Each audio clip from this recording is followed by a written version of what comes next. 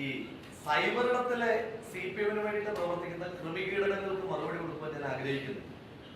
പക്ഷെ അതിന്റെ കുറച്ചുകൂടി വെരിഫൈഡ് ആയിട്ടുള്ള ഒരു വേർഷൻ സംസ്ഥാന സെക്രട്ടറി ശ്രീ MP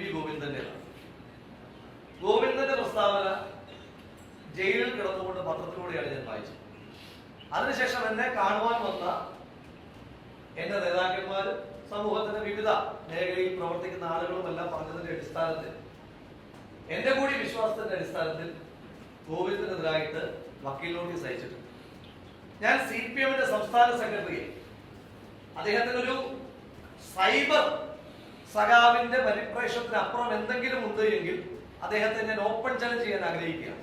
ഉത്തരവാദിത്തപ്പെട്ട ഒരു പൊതുപ്രവർത്തകൻ എന്ന നിലയിൽ അദ്ദേഹം നിശ്ചയിക്കുന്ന ദിവസം തിരുവനന്തപുരത്ത് ഞാനും അദ്ദേഹവും ഒരുമിച്ച് ഞാൻ ചികിത്സയിലുണ്ടായിരുന്ന സ്വകാര്യ മെഡിക്കൽ കോളേജിൽ പോകുവാൻ തയ്യാറാണ്.